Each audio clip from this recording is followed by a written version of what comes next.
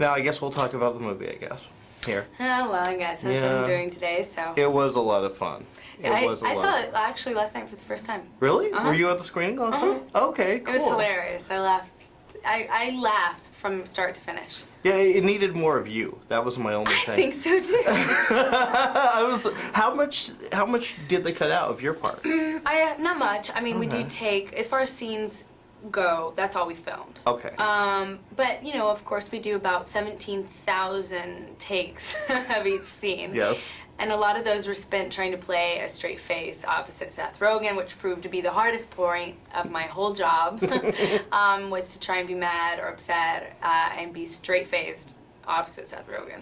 Yeah. So a lot of those takes were just, you know, wasted on those attempts. But sure enough, everything put together pretty nicely. Yeah. I saw it for the first time, and I loved it. Well, it's funny. I was watching it, and I kept thinking, I have to ask you this. What if you were like going to high school and you saw Seth Rogen with one of your friends? What would you say?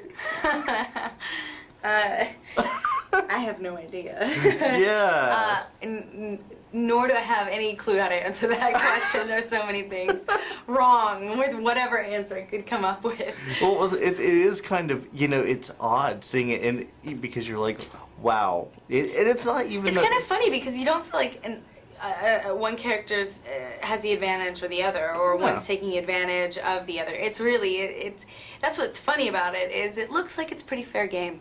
Yeah. That's what's funny about the whole thing. Well, I love the scene with you and him and your little high school friend, and it was just such an odd reaction from especially Seth that was really funny. Yeah. It was. Yeah. I remember when we were filming that. So much of it was improv, but I remember there was one moment where I guess he comes up and he talks about my shorts being left in his car. No, we decided not to go through with following through with that. We have no idea why my shorts are in this guy's car. And I thought if I take them and I hand them to Seth and ask Seth to hold them for me while I dig for my chapstick, you know, that it would be especially awkward, being as they had just been in this other guy's possession. And it was this moment where it stayed in the movie every take after that. We did that, and it became this moment in the film that was kind of set up the relationship. You know, this really awkward exchange of power and communication. It's strange.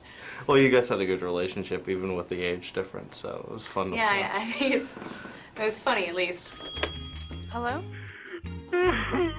Dale? It is Dale. Angie, I'm calling because I love you more than anything in the world. I'll do anything. I've had a near-death experience, and when that happens, you can prioritize your life, and you are it, okay? I love you. Yeah? I don't know, I want to marry you. Oh, I made a mistake. What do you mean? What? I'm just processing that last bit. I don't know. I realize now that if you would take me back, then you were very naive and immature. You're the one that's immature. No way. I'm not immature. You're immature. I mean, I am somewhat immature, but you're more immature. I'm older. Screw you. Just get me out of this motel room. I will, and that's the last you'll ever hear from me, okay?